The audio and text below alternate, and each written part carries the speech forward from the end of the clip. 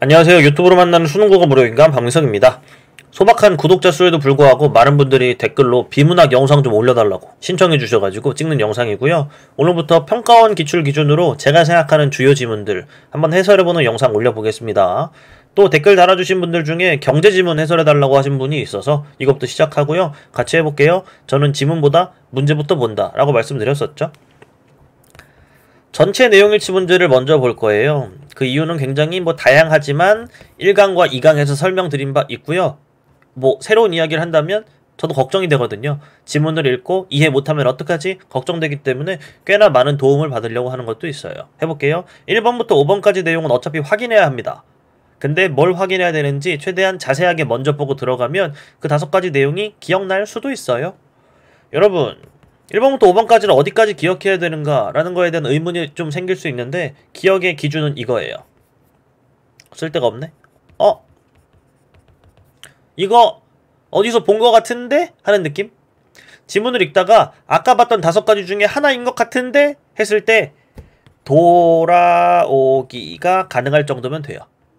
즉 1번부터 5번까지를 미리 머릿속에 다 갖고 있다가 그걸 보고 바로 확인해서 선택지를 판단하라는 게 아니잖아요. 하면 그냥 돌아오면 돼요. 돌아와서 아니네 다시 가면 되고, 돌아오기가 기준이라는 점을 생각하면서 좀 내용 봐주시면 좋을 것 같아요. 전체 내용일치 문제를 어떻게 분석하는가 저는 이렇게 해요. 보여드릴게요. 1번 그동안 본 적 없지만 앞으로 많이 보게 될 내용이고 되게 중요하고도 굉장히 이득이 많은 선택지의 유형인데요. 뭐냐면 요렇게, 저는 얘를 이렇게 이름 붙여서 부르는 것 같아요. 이름은 상관없습니다. 상황이라고 부르는 편인데 얘는 뭐랑 저는 비교 많이 하냐면 키워드랑 비교 많이 하는 것 같아요.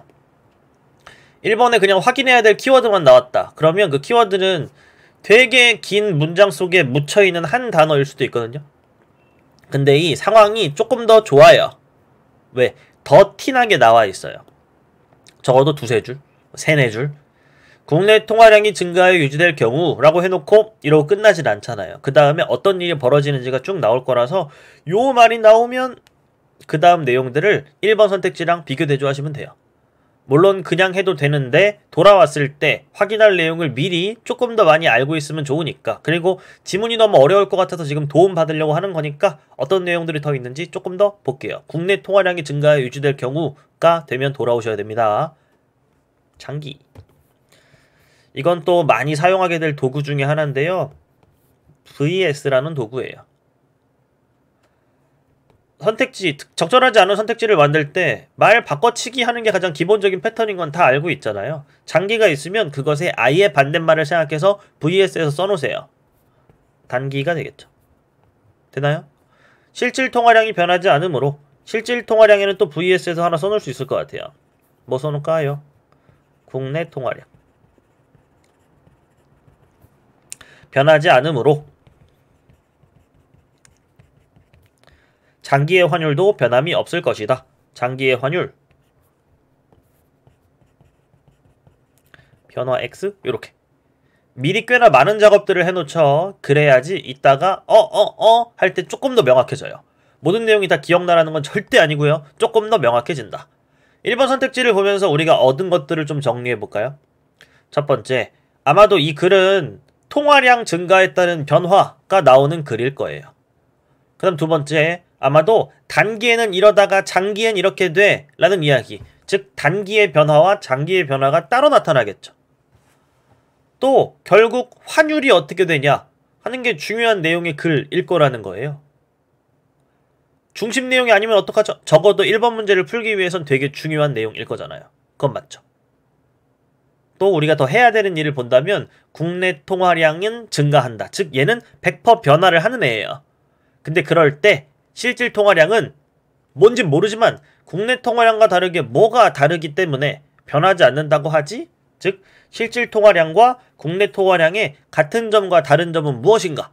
라는 것도 아마 알아야겠구나 라는 걸 1번 선택지를 통해 조금은 힌트 얻을 수 있을지도 모르겠어요. 얻지 않았을 때와 얻었을 때 읽는 게 좀 달라질걸요. 2번 물가가 또 새로운 개념이 나오죠. 물가라는 것도 나오나 보다. 신축적인 경우가 경직적인 경우에 비해 국내 통화량 증가에 따른 국내 시장 금리 하락폭이 작을 것이다. 봐봐요. 국내 통화량이 증가하면 시장 금리는 하락해요. 무조건. 근데 뭐 비교? 폭 비교. 말씀드렸지만 이게 최대치고요. 적어도 얘라도 얻어가면 대박이죠. 통화량이 증가하면 금리가 하락한다. 물론 경제에 대한 지식을 알고 있는 사람들은 이걸 뭘 문제를 통해 얻어야 돼? 당연한 내용 아니야? 하겠지만 저 같은 사람은 모르는데요. 국내 통화량이 증가하면 시장 금리는 하락하는구나. 미리 알고 할 수 있어요. 그리고 또 하나, 물가가 신축적인 경우랑 경직적인 경우. 이 지문은 두 가지 VS가 나오는구나. 단기와 장기가 나오고요. 신축과 경직이 나와요. 지문 미리 읽고 왔으니까 알겠죠? 요 두 가지가 지문에서 얼마나 중요하게 작용하는지. 근데 미리 전 아무것도 몰라도 요 선택지를 통해 알았다고요. 하락폭이 작을 것이다. 폭 비교해야 되는구나. 까지 기억나면 대박이지만 이 모든 내용들, 신축과 경직에 따른 변화, 그리고 국내 통화량과 시장금리가 그런 관계들, 이 신축과 경직의 비교, 이 내용을 알고 이 비교를 할 수 있다면 돌아와서 분명히 확인할 수 있어요. 3번, 물가 경직성에 따른 환율의 오버슈팅. 엄청난 키워드가 되겠죠? 물가의 조정 속도보다 환율의 조정 속도가 빠르기 때문에 발생하는 것이다. 조정 속도 차이라는 건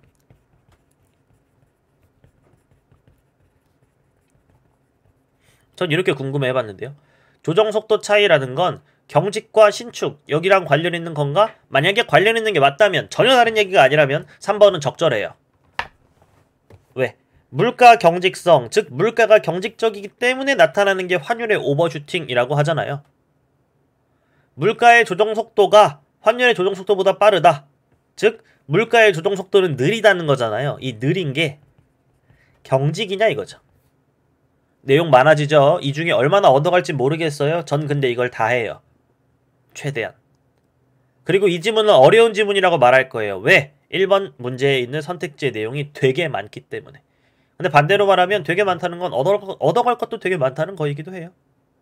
4번, 환율의 오버슈팅이 발생한 상황에서 외국인 투자자금이 국내 시장 금리에 민감하게 반응할수록 오버슈팅 정도는 커질 것이다. 봐봐요. 오버슈팅 발생했죠? 환율이라는 건 뭔가 외국 돈이랑 관련된 거잖아요. 근데 외국인 투자자금이 민감하게 반응한다. 그때 정도는 더 커지는가? 4번. 당연한 거 아니에요? 그럼 둔감하게 반응하면 오버슈팅이 커질까요? 오버슈팅은 아마도 변화란 말이죠? 적어도 변화예요. 그죠? 민감하게 반응할수록 오버슈팅은 커지겠죠? 왜? 변화가 커질 테니까. 4번은 치워놓으세요. 당연한 얘기일 것 같으니까. 5번. 환율의 오버슈팅이 발생한 상황에서 물가 경직성이 클수록 구매력 평가설에 기초한 환율로 수렴되는데 걸리는 기간이 길어질 것이다. 이 수렴이 해결이면 5번은 당연해요. 왜? 물가 경직성은 환율의 오버슈팅의 원인이었어요. 그죠? 근데 클수록 해결되는데 오래 걸린다. 오버슈팅이 해결이 아니더라도 오버슈팅 끝? 오버슈팅이 뭔진 몰라요. 다만 그게 끝나는 게 구매력 평가설에 기초한 환율로 수렴되는 것이라면 5번은 당연해요. 4번과 5번을 보면서 생각든 거, 3, 4, 5에서 알게 된 걸 좀 정리해볼까요? 머릿속으로 정리가 되면 좋고 아님 많은 거지만 이건 100% 물가가 경직돼 있고 환율이 경직돼 있지 않기 때문에 나타나는 변화, 그게 오버슈팅이에요. 그리고 외국인 투자 자금이 민감하게 반응할수록 당연히 더 심해질 거고요. 경직성이 더 클수록 아마 수렴되는데 오래 걸리겠죠. 저 수렴이 오버슈팅이 끝나는 상황이 맞다면. 근데 구매력 평가설이 뭔지 모르지만 그거에 기초한 환율로 수렴되는 것, 그게 오버슈팅이 더 심해지는 거라면 답은 5번일 거예요. 근데 그럴 일은 없어 보이지만. 다시 국내 통화량이 증가해 유지될 경우를 체크해야 돼요. 목숨 걸고. 단기와 장기가 달라서 장기일 때를 체크해줘야 해요. 그리고 물가와 환율, 처음엔 물가가 이렇게 중요한지 몰랐지만 물가와 환율을 vs 때려야 돼요. 그런 다음에 뭐가 신축적이고 뭐가 경직적인지 라는 걸 기본 틀로 해서 내용을 이해해줘야 하죠. 맞죠? 그리고 3, 4, 5라는 건 아마도 그냥 배경지식처럼 기능할 것 같아요. 저는 1번이랑 2번 위주로 볼 거예요. 1번, 2번 위주로 보면 단기, 장기, 신축, 경직이라는 틀을 머릿속에 조금이라도 가져가되 국내 통화량이 증가 유지될 경우를 찾아 헤맬 거고요. 또한 신축적인 경우랑 경직적인 경우 그 물가에 대해서 비교하면서 지문 읽을 거예요. 뭔 말인지 알 수 있을까요? 그리고 아마도 국내 통화량이 증가하면 시장금리를 하락할 겁니다. 지문으로 가볼게요. 이 내용을 다 기억해야 된다. 오바예요. 다만 이렇게 많이 해놓으면 아까 본 것 같은데? 혹은 진짜로 이렇게 지문이 전개되네. 뭔지 모를 안정감 혹은 뭔지 모를 반응들이 나타나게 되는 건 확실할 겁니다. 가볼게요. 보통들 여러분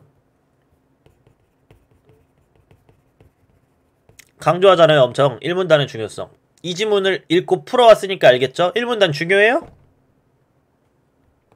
1문단을 쭉 읽으면서 이런 생각이 들었어요. 뭐야, 본격적인 내용이 안 나오네? 본격적인 내용은 뭐라는 걸 아니까. 해놓은 게 있으니까 알죠. 근데 1문단 뭐야? 이런다니까요? 1문단 중요성? 이 지문에서 해당되는 얘기가 아니에요. 가볼게요. 1문단에서 했어야 되는 일. 정부는 쭉 하면서 읽으세요. 뭐 영상 멈추고 읽으세요. 읽는 것까지 제가 하면 너무 루즈해지니까. 다만 봐봐요. 4가지 측면 나오자마자 그리고 가라고 표시돼 있죠. 문제가 나온다는 거예요. 문제를 제대로 못 봤다고 할지라도. 그러면 1, 2, 3, 4 하셨어야죠. 넘버링이라고도 하고 번호 붙이기라고도 하죠. 했어야 돼요. 그런 다음에 한 번 더 해야 돼요. 1번의 위치, 그리고 직접성 2번의 위치, 그리고 3번 자동성의 위치, 그리고 가시성 이래놓고 지나가시면 돼요. 끝. 1문단은 번호 붙이기만 하고 넘어갔어야 돼요. 그러면 지문이 짧아져요. 뭔 지문이? 일단 1문단도 짧아지죠? 왜? 1, 2, 3, 4 번호 붙여놨으니까 문제에서 나오면 그걸 확인해서 풀면 돼요. 그리고 지문 전체에서 1문단은 배제할 수 있어요. 아예 딴 글이잖아요. 필요 없는 글인데요. 필요 없는지 어떻게 알아요? 1문단의 내용이 뒤에서 중요하게 작용할 수도 있지. 보고 와서 알잖아요. 안 중요하게 작용한다니까요. 버리세요. 갈게요. 정책 수단 선택의 사례로 이 문단이 이제 시작되죠. 그때 이젠 나와요. 환율이라는 게 드디어. 환율이 나오면서 오케이 본격적인 내용이 나오는구나 하면서 2가지 또 생각해야죠. 단기와 장기가 다르다. 그리고 경직과 신축의 차이가 나올 텐데 분명히 생각하면서 국내 통화량이 증가 유지되는 경우 제발 빨리 나와라. 환율은 외국 통화에 대한 자국 통화의 교환 비율. 이게 좀 어려운 말인데 뭐뭐에 대한 뭐뭐 A에 대한 B 이랬어요. 그럼 이걸 분수화하면 어떻게 될까요? A분의 B가 됩니다. 요거 때문에 좀 어려운 겪는 친구들 많죠? 저도 수포자라서 좀 어려운데 A에 대한 B 이러면 A분의 B예요. 그럼 환율이라는 건 뭘까요? 만약에 이해가 안 간다면 이렇게 쓰고 가야 돼요. 외국 통화. 그 다음 국내가 되겠죠. 이런 다음에 그냥 환율이 이런 거라고 했어. 정의가 여기 나왔지. 표시하고만 지나가지 마시고요. 좀 디테일한 이야기를 한다면 외국분의 국내 이게 환율이 맞나? 예를 들어서 생각하고 넘어가세요. 외국 1달러 국내 1200원이라고 해볼게요. 이러면 환율은 얼마라고 하나요? 보통 뉴스에서 1200원 환율은 얼마다 말했던 게 이걸 얘기하는 거구나. 끄덕끄덕 하면 지나가도 돼요. 언제나 요즘 비문학에서 강조할 만한 내용은 뭐냐면 요 전체 방향은 요대로 추천하되 또 중요한 거는 부분에 대한 끄덕끄덕이에요. 환율은 오케이. 수렴된다. 수렴 얘기 아까 나왔던 것 같은데 쓱 갔다 와도 되고. 이게 구매력 평가설인가? 생각해도 되고. 그러나 보통 표시하죠. 저도 세모 치는 것 같아요 보통. 근데 표기 수단을 강조하고 싶지는 않고. 그러나 단기적으로 환율은 이와 괴리되어 움직이는 경우가 있다. 뭐 보여요? 단기적. 장기 어딨어?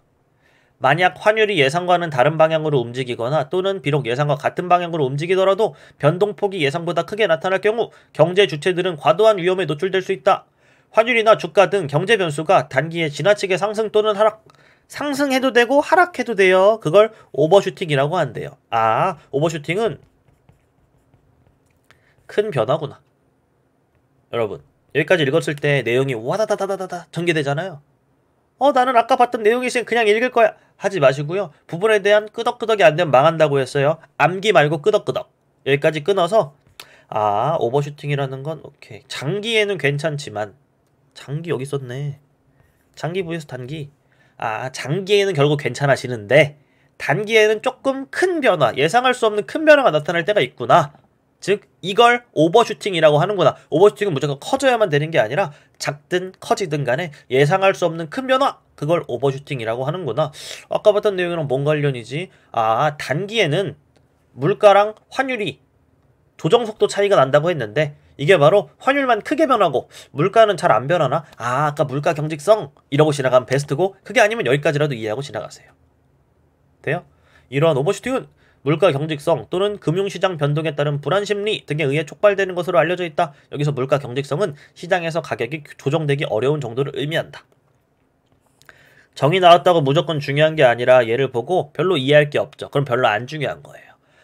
물가가 조정 속도가 느리다는 거구나. 아까 알던 내용으로 퉁칠 수 있으면 끝나는 거잖아요. 여러분 오버슈팅이 물가 경직성 때문에 나타난다 하는 거 보고 놀라우세요? 놀라우면 안 돼요. 미리 알고 있었잖아요. 물가와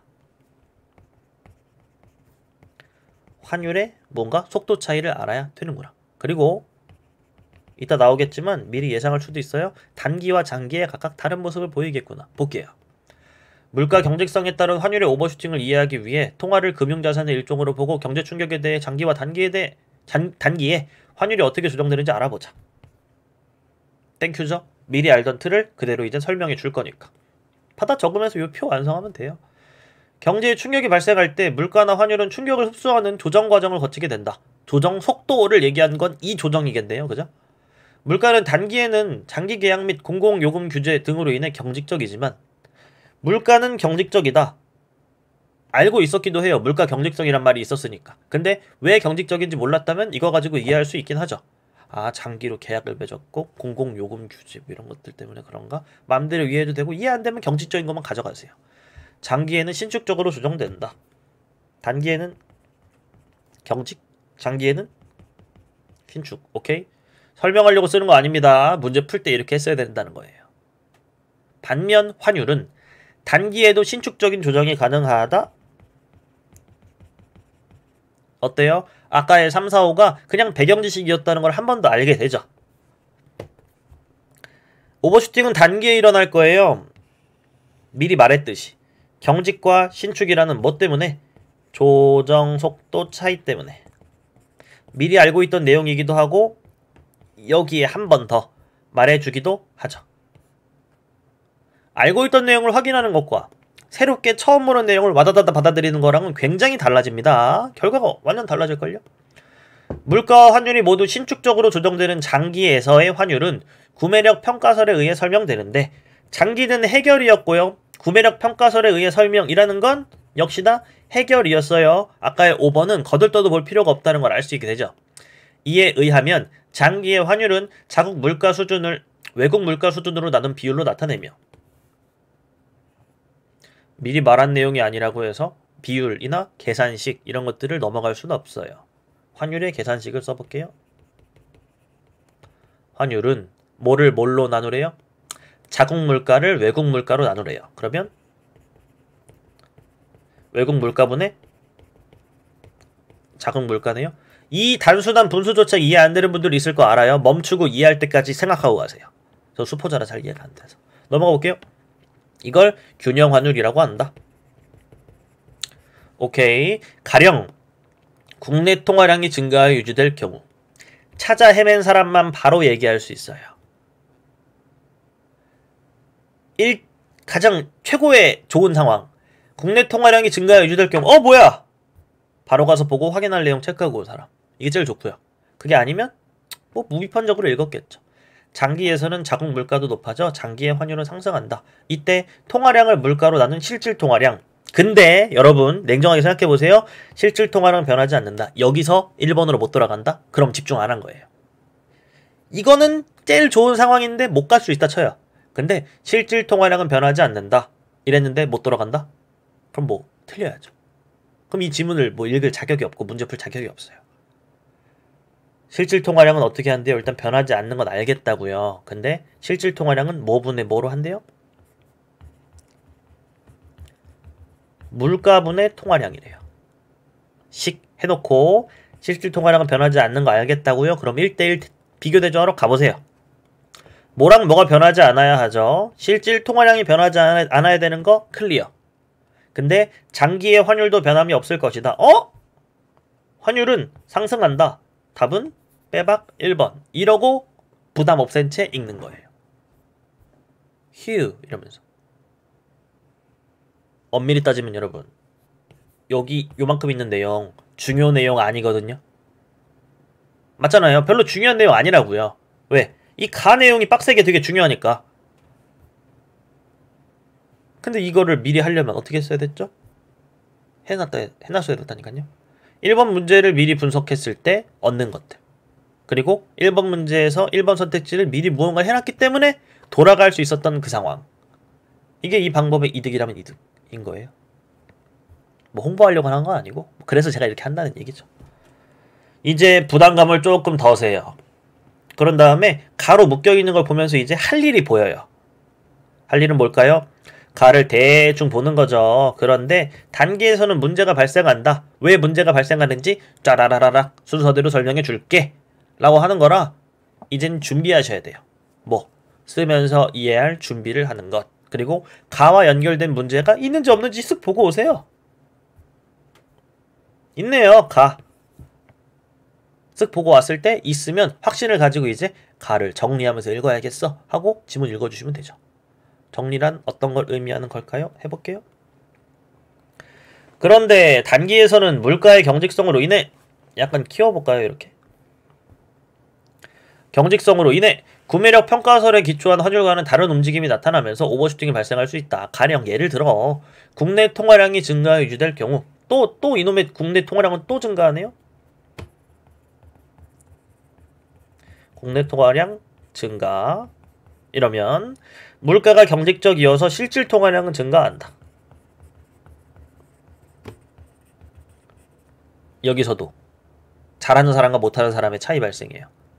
실질 통화량이 증가한다 라고 하면 받아적자라는 방법엔 동의해서 막 쓰고 있지만 이런 생각한다니까요. 아 실질 통화량은 증가하는구나. 그냥 쓰지 말고. 왜? 납득하고 가라니까요. 부분에 대한 끄덕끄덕이 있어야 돼요. 실질 통화량이 증가하는 이유. 국내 통화량이 증가하는데 물가는 경직적이어서 가만히 있으니까 그러면 실질 통화량도 증가하는구나. 아 실질 통화량은 영원히 변하지 않는 게 아니었어. 실질 통화량은 물가분의 통화량이었는데 여기에도 나오죠. 물가가 경직적이어서 라는 말이 나오잖아요. 물가가 요지부동이니까 얘가 올라가니까 분자가 올라가니까 실질 통화량도 올라가는 거예요. 아 오케이가 있어야 된다니까요. 그 다음 증가하고 이에 따라 시장 금리는 하락한다. 금리가 하락하는 이유 나오지 않아요. 근데 우린 알고 있었죠. 통화량이 증가하면 금리가 하락할 거라는 거 알고 있었어요. 중간에 뭐가 있었을까요? 실질 통화량의 증가가 있었나 보죠. 갑니다. 국가 간 자본 이동이 자유로운 상황에서 시장 금리의 하락은 투자의 기대 수익률 하락으로 이어진다.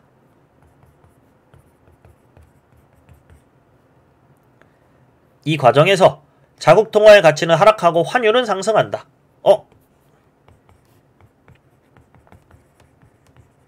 이게 오버슈팅이잖아요. 통화량의 증가로 인한 효과는 물가가 신축적인 경우에 예상되는 환율 상승에 즉 앞으로 환율이 상승할 거니까 미리 상승한다는 건가? 금리 하락에 따른 자금의 해외 유출이 유발하는 추가적인 환율 상승이 더해진 것으로 나타난다. 아 자금이 해외로 나가면 어딨어? 자금의 해외 유출이 나타나면 환율이 또 올라간대요. 이러한 추가적인 환율 상승 현상이 환율의 오버슈팅인데 오버슈팅의 정도 및 지속성은 물가 경직성이 클수록 더 크게 나타난다. 왜? 원인이니까. 이게 크면 커진다. 뭐 비례반비례로 뭐 정리할 수도 있죠. 근데 이건 당연한 거라. 물가 경직성에 따른 오버슈팅이란 말 계속 나왔었죠. 이게 원인이니까 오버슈팅이 더 커지겠죠. 시간이 경과함에 따라 장기가 됨에 따라 돼요. 물가가 상승하여 실질 통화량이 원래 수준으로 돌아오고 이거 뭐지? 왜 돌아오지? 아, 통화량의 증가에 따른 물가도 상승하면 결국 같아지겠구나. 원래대로 돌아오고 해외로 유출되었던 자금이 시장금리의 반등은 다시 올라간다는 거예요. 국내로 복귀하면서 단기에 과도하게 상승했던 환율은 장기에는 구매력 평가설에 기초한 환율로 수렴된다. 이게 여러분 이런 말을 보면서 낯설 수가 없어요.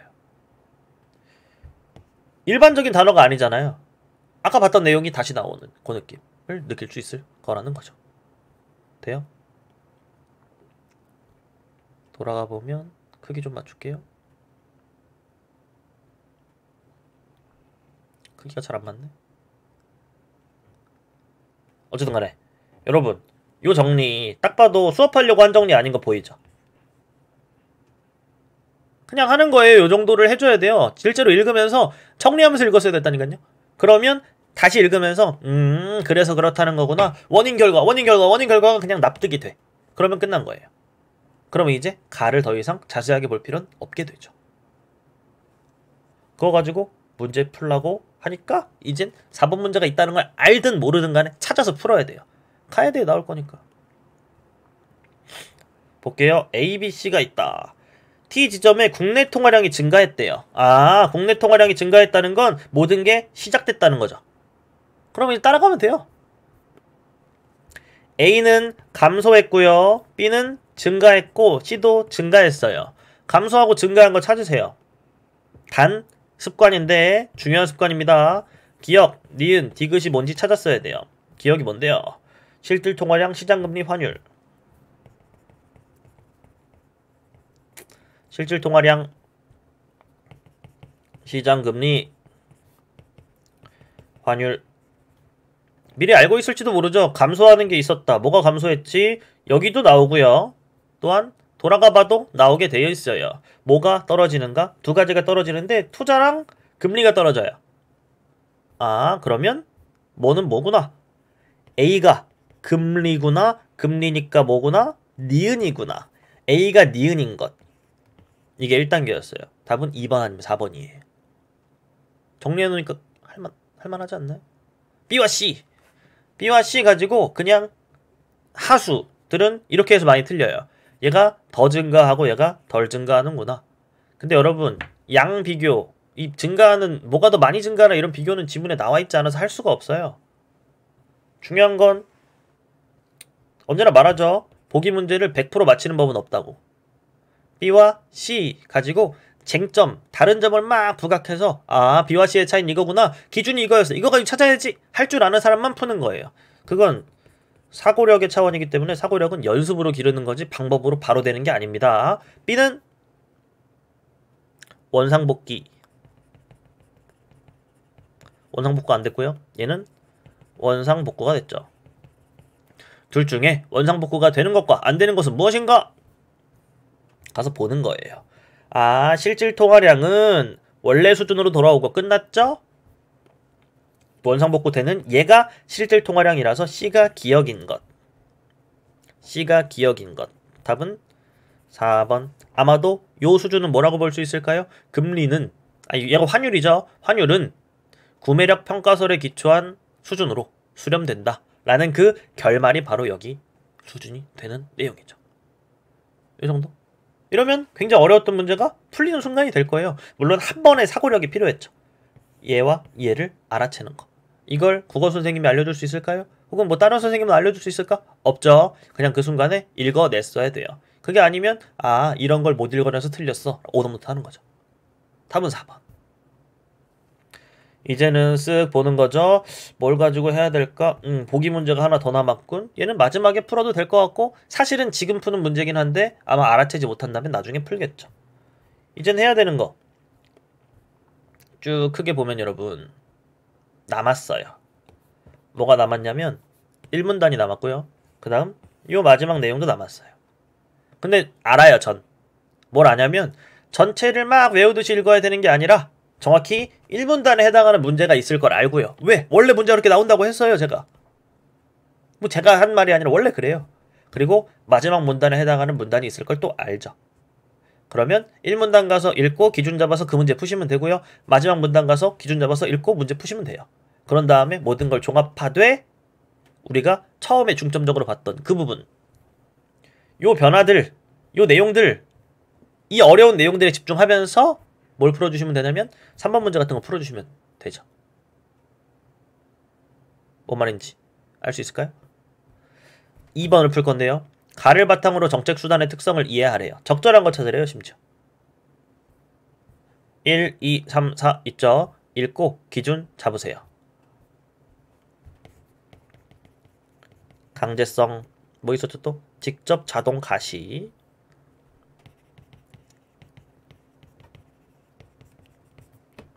기준 뭔데요? 얘는 제한할수록 높아진다. 혜택을 주는 것보단 제한할수록 높아진다. 직접은 뭔데요? 직접 관여한다. 민간의 위탁. 민간 위탁을 안 하는 정도. 그럼 높아져요. 자동은 뭔데요? 별도의, 얘는 기존 기구 활용이 기준이고요. 별도를 하면 낮아져요. 이거 하면 높아지고요. 가시성은 뭔데요? 재원이 명시적으로 드러난다. 재원은 돈이에요. 우리가 알고 있는 강제성과 직접성, 자동성, 가시성이라는 말의 뜻이 중요하지 않다고요. 지문에 1, 2, 3, 4 붙여놨으면 그 1, 2, 3, 4 가서 기준 잡아서 오세요. 그리고 그 기준만 가지고 판단하세요. 1번 읽으면 그럴싸하거든요. 강제로 지급하나? 막 이러니까. 근데 지급하는 건 제한하는 게 아니죠? 1번 지워주시고요. 2번 강화하는 것은 가시성은 무조건 재원에 명시되어 있어야 된다. 돈이 있어야 되는데 학교 급식을 제공하기 위한 재원을 정부에서 이게 더 높겠죠? 지워주시고요. 3번 가시성에 대한 해석하지 말라는 거예요. 3번 강제성이라는 건 제한할수록 높아요. 금지하는 게 더 높죠? 지워주세요. 4번 직접성은 민간 위탁하면 낮아집니다. 민간 업체에 맡겨서 하는 게 더 높다고 하네요. 지워주시고요. 답은 5번이 되겠죠. 왜? 기존 부서를 활용하는 게 자동성이니까. 담당 부서, 이게 기존 부서가 되고 신설하는 건 새로 만드는 거니까요. 되죠? 그리고 풀다 보면 요거 마장분단을 읽고 정리해 보세요. 근데 얘는 미세해야 돼요. 즉 환율 상승은 어쩔 수 없으니 사후적 대처라고 하죠. 그 일이 벌어지고 나서에 이제 케어를 해줄게. 이게 정부의 미세 조정 정책 수단인데 보시다 보면 얘는 뭐 해설지 참고하셔도 되고 보다 보면 갑자기 환율의 추세를 바꾼다. 뭐야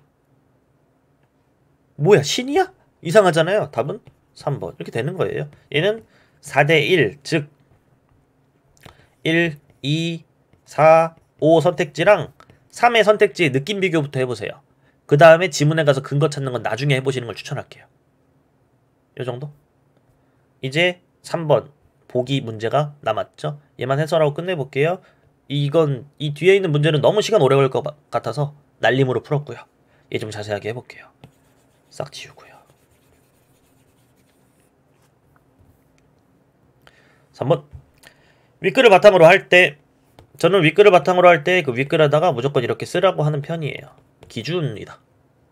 이게 보기를 읽다 보면 우리가 기준을 읽고 보기에 파묻히는 순간들이 있거든요. 근데 윗글이 기준이라는 생각을 다시 한번 하기 위해 쓰는 거예요. 이 메모라는 건 말이죠, 여러분. 이런 수단으로 쓸 때도 있어요. 정보를 기록하기 위한 것도 있지만 나에게 보내는 메시지. 이 어이없게 문제를 풀기 전에 나보다 문제를 풀기 전에 나가 즉 어떻게 문제를 풀까라고 전략 세우는 내가 문제에 파묻혀 있는 나보다 똑똑해요. 그래서 먼저 너 문제에 현혹되기 전에 이런 거 조심해 라고 스스로에게 메시지를 보내놔야 돼요. 전 그렇게 많이 쓰는 편이에요. 메모를 뭐 극혐하는 친구들이 많이 있어서 많이 강조할 수는 없지만 뭐 그렇다는 점. 시험 볼 때 말할 수는 없거든요. 이거 조심해야 된다고 했어. 혹은 이 유형은 이렇게 푸는 거였지. 말하면 부정행위예요. 그래서 쓰는 건데. 어쨌든 간에 해볼게요. A국 경제학자 갑은 자국의 경제 상황을 진단했다. 이러면서 쭉 보기를 읽어보세요. 읽어보고 이런 결론이 나면 진짜 잘 읽은 거예요. 좀 심한 말로. 이 보기 안에 세상에 두 나라밖에 없어요. A나라, B나라. A국에 오버슈팅이 발생해요. 즉 문제가 발생해서 망하잖아요? 그럼 B국이 이득이에요. 근데 B만 이득 보는가? B국이 이득 보다가 결국 그 이득이 쏟아져 넘쳐나면 다시 또 얘네가 망해요. 그럼 또 얘가 이득 보면서 회복하고. 이런 그림이거든요. 어떻게 읽어놨어야 되는지 한번 볼까요? 금융시장 불안의 여파로 A국의 주식, 채권 등 금융자산의 가격 하락에 대한 우려가 확산되면서 안전 자산으로 인식되는 B국의 채권에 대한 수요가 증가하고 있다. 이로 인해 외환시장에서는 A국에 투자되었던 단기성 외국인 자금이 B국으로 유출됐다. A국의 환율이 급등하고 있다. 두 가지 단서였어요. B국으로 외국 투자 자금이 유출돼요. 아까 본 거 있긴 한데. 투자가 망하고 해외 자금 유출이 심해지면 환율 상승이 더 심해진대요. 그럼 뭐가 발생할까요? A국에는? A. 오버슈팅 발생. 그쵸? 볼게요. 그럼 B국만 이득 보네요? B국에서는 해외 자금 유입에 따른 통화량 증가로 B국의 시장 금리가 변동할 것으로 예상한다. 딱 봐도 안 보이세요? 변동이니까 이 변동은 높아지게 낮아지게를 묻는 거예요. 통화량이 증가하면 아까 어떻게 된다고 했죠? 금리는 떨어진다. 나오기도 하고 1번 문제에서 써놓은 것도 있고. 되죠? 그러면 금리가 떨어진다라? 그럼 어떤 일이 벌어질까요? B국은 곧 망할 거예요. 오버슈팅이 발생하겠죠. 이에 따라 A국의 환율 급등은 향후 다소 진정될 것이다. 보여요? 이유? B국이 망할 거니까. 또한 양국 간 교역 및 금융 의존도가 높은 현실을 감안할 때 A국의 환율 상승은 수입품의 가격 상승 등에 따른 부작용을 초래할 것으로 예상하지만 한편으로는 수출이 증대되는 효과도 있다. 이게 마지막 문단쯤에 나오긴 하거든요. 근데 모른다면 그냥 괄호 쳐놓고 나중에 봐야지 하세요. 그러므로 정부는 시장 개입을 가능한 한 자제하고 환율이 시장 원리에 따라 자율적으로 균형 환율 수준으로 수렴되도록 두어야 한다. 이건 뭐 원래 그렇죠. 정부가 세게 개입하면 망하니까 뭐 해야 된다? 미세 조정해야 된다. 이게 힌트가 되는 게 내가 모르는 내용은 마지막 문단에 자세하게 있는 거 아닐까? 하는 생각으로 마지막에 근거 찾아봐도 좋아요. 단 모르겠고 근거 찾아야 되는 건 나중에 하시고요. 이 A국이 오버슈팅이 발생했다. B국도 발생한다. 그래서 A국이 괜찮아진다. 이 내용으로 보시면 끝나죠. A국의 환율의 오버슈팅이 발생한 상황에서 B국의 시장금리가 하락한다면 오버슈팅의 정도는 커질 것이다. A국의 오버슈팅의 정도를 얘기하는 건데 아까 뭐라고 했죠? 환율 급등은 향후 다소 진정될 것이다. 답은 1번. 끝나는 그냥 어이없는 문제예요. 2번 봐봐요.